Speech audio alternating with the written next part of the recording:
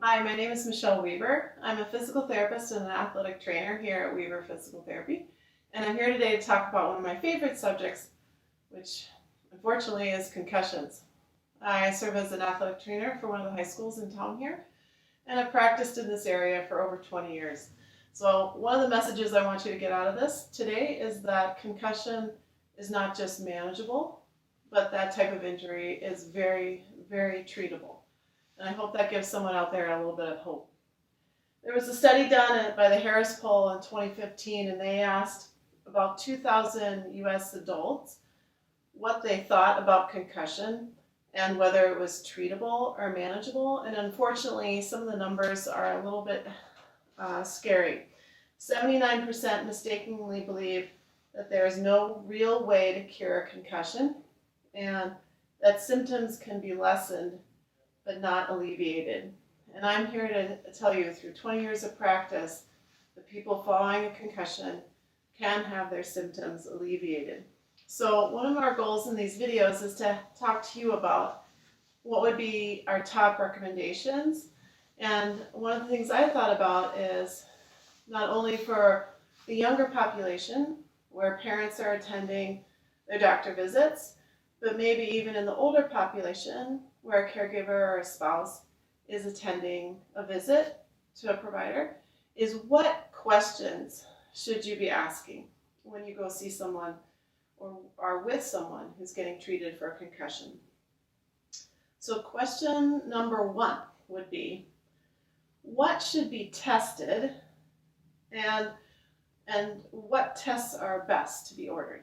And I'll tell you that the brain, of course, is what we want to test, but what specifically? And unfortunately, right now, we don't have a diagnostic test. We can't put you in an MRI machine or in a CT machine and see where the brain had trauma. That is not how concussions show up. They won't work that way. So what do we rely on? We really rely on the patient's symptom report and the clinical exam. So what should the exam contain?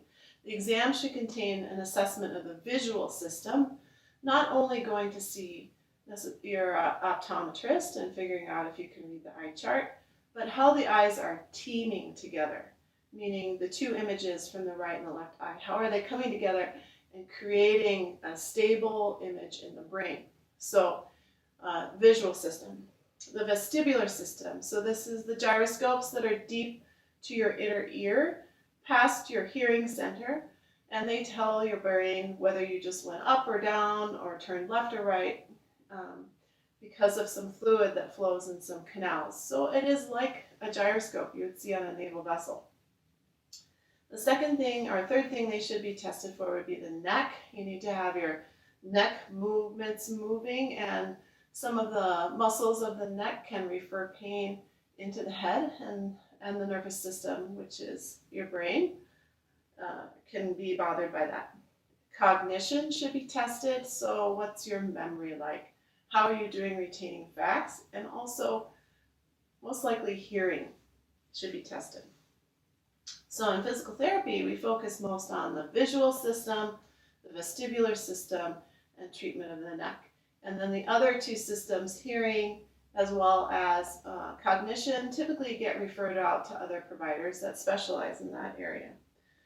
One of my favorite sayings from one of my best instructors in this area was, once you've seen one concussion, you've seen one concussion, because the human brain is so complex and people are so different.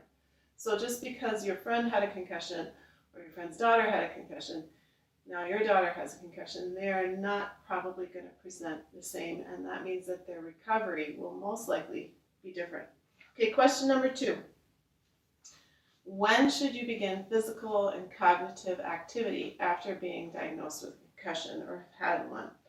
And the Berlin Concussion Consensus Statement says that you should really have complete rest for 24 to 48 hours, and then moderate activity should begin after 48 hours, but it shouldn't be activities that significantly provocate the symptoms. So you shouldn't get significantly worse by doing the activities that you've chosen to do after 48 hours. So if you can walk, you should walk. If you can read, you should read. If you can attend school, you should attend school. But let's say if you get your heart rate up on a bicycle and your symptoms come back in a significant way, then you're not yet ready to begin aerobic exercise.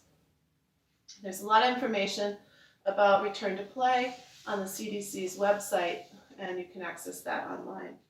Number 3 question number 3, when to start physical therapy. Now, if you're an athlete, professional team, probably you would begin some type of intervention for rehab 48 hours after the concussion.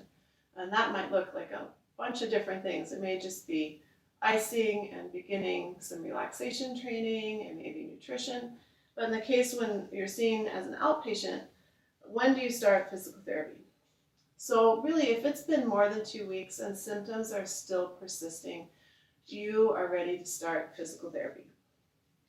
Others sometimes wait to see if it will improve, and some do and some don't. So there is no hard guideline. We can't say, it's 6 weeks or 3 days or 3 months, but certainly if you've been struggling with a concussion and it's been over 6 weeks and you're still having symptoms, I think an exam would certainly be warranted. So that's question number 3, when to start. Number 4 and last question would be, okay, so when do you push it?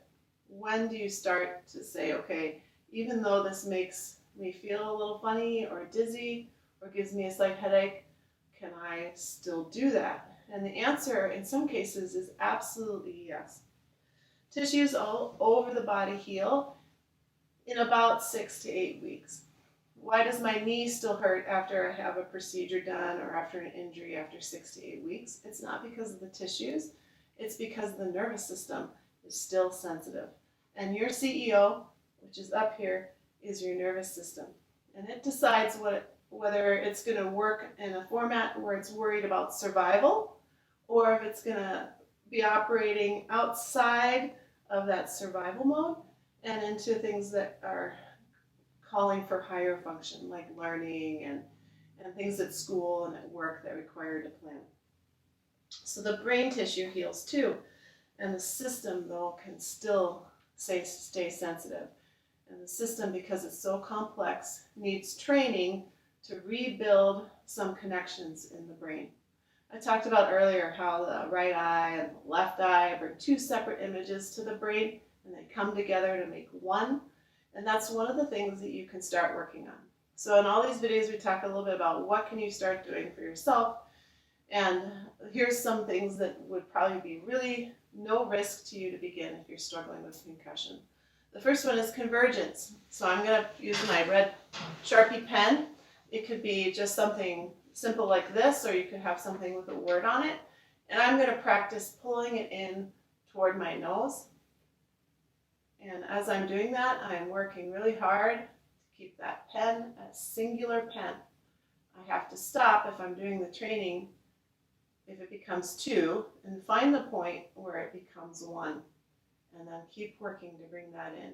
Within 4 inches is considered normal convergence, and you should see both eyes moving in toward the nose if somebody is watching you do this exercise. The brain learns best if it gets a little bit of exercise frequently during the day, so I ask my concussion patients to do this exercise 3 times a day, sometimes up to 10 repetitions at this kind of slow pace. So that would be one exercise you could start working on. Second exercise would be moving my eyes back and forth from left to right. This uses a different part of the nervous system. And I'm trying to keep the objects still and singular. And normally we'd like people to be able to do 60 seconds of that at a fairly fast pace and keep that in focus. The third thing you could do would be to stand in a corner with your back to the corner and practice closing your eyes and connecting your brain with your feet. That works on the balance system and the vestibular system with your visual system removed. So in summary, there are 3 main areas that you need to feel like you're stable and not dizzy in space. It's your vestibular system, the gyroscopes inside deep to your, it's your visual system, and it's also your somatosensory system. I can feel this chair pushing against my body parts, and my brain gets that signal and tells me that I'm sitting still. So if you're struggling with dizziness after the concussion, you can work on those three systems to help decrease the symptoms of dizziness.